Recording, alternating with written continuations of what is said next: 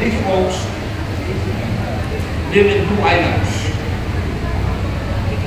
They live across the ocean here. And if there's a typhoon, nakabilan sila doon, nilagawang buhay nila. You know that? Now you know.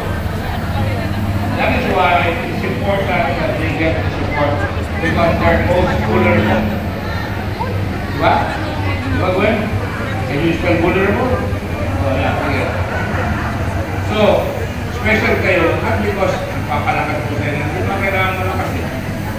Kailangan natin na yung mahina palakasin.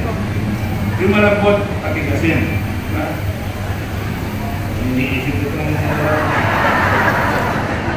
dito lang malambot, patigasin. Yung maliit, palalakihin. Tingnan ko ba? Paalakin. Parang gano'n, ang bayan natin, lalakan. Pero nakakahalan ako sa inyo. Yung umulitik ako, hindi na ako politician eh. Ako lalakan ako sa inyo.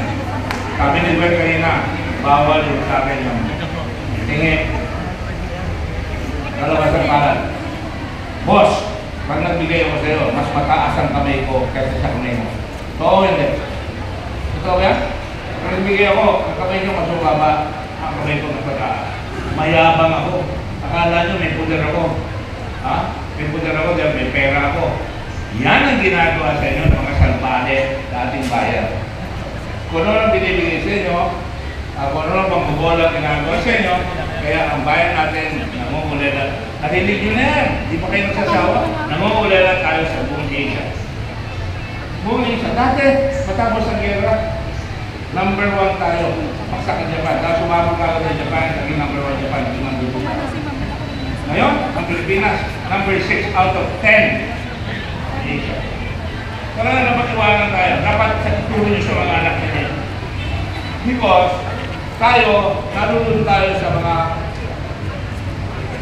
kaibigan natin na nasa puder na pagkawalang ka na, bigyan mo. Palapak, magiging ng palapak. Mamaya, saan nila kayo buhay? Malaking issue yan ngayon sa ating bansa. Lalaki yan sa tingin ko. Pagkasuman. Lalaki ang issue na yan. I predict it's gonna get bigger. Because people are tired na okay, malaki ng allowances, malaki ang bibigay mga yakap, baka yung yakap yung business. Our people need the assistance. We need to be educated, di ba? Kung wala kayo edukasyon, hindi kayo marunong sumagot. Aasa na lang kayo. Kung wala kayong trabaho, aasa na lang kayo.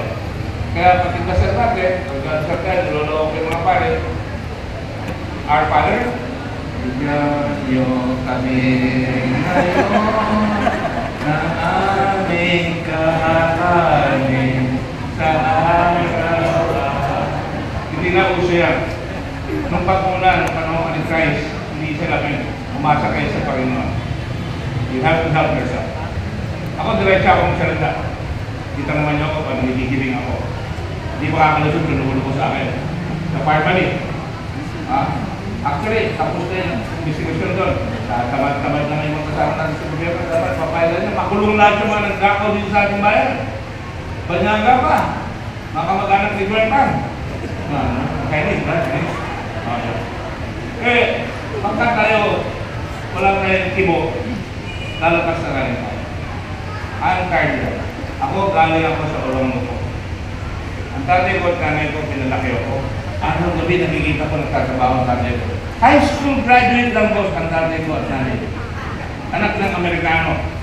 Kaya mag-college sa Tierra, nag-asawa, hindi na nagtuloy. Pero, tuloy sila na, ibang restaurant, nabasa masipan, hindi umaasa, nagkaroon ng piggery, para i-depend na lang, di baboy. Nagkaroon ng tilapay, para yung tilapay, may bake shop. Nagkaroon kami ng rock gas, nagkaroon kami ng sinhan, nagkaroon kami ng hotel. Ako nag-graduate sa Ateneo, yabang-yabang ko. Nag-graduate ako sa UP Law School. Pero ako, Jollibee lang ang napatak ko. Dati ko, ang daming negosyo. Why? Ang kaibahan, hindi sila umaasa. They work hard. And anybody can work hard. Yung Chinese o araw, kamag-anak ni Gwen. Yari yung lumabote. Diba? Ngayon, sila ang may-ari ng mga malalaking gusali. Kaibigan ko, si Lucio ko. Dahil laki-laki ng pure gold, dadaanan ko rito. Ha? Abay, yung tatay niya, kasama ko nagtutulak ng truck na binibigyan ng Chinese Federation sa logo ko ng pinutulo. Pero si Lucio, di ko kinakausap yan. Akong pinaerap ng araw. Kailangan yung erap? Oo, para sa mahirap. Buwan-buwan, ano ha? Yumaman ba kayo? Hindi, sir ako. Nalasing ako, nakalimutan ko lahat. So, ang sinasabi ko sa inyo, you don't work, you don't eat. Sa Ilocano, no, awan ti anos, awan ti lawak. Ay, Ilocano. Apa ba yan? Hindi kayo kakayod, wala kayong makikita. Kung kayo masipag, masarap tulungan ang masipag.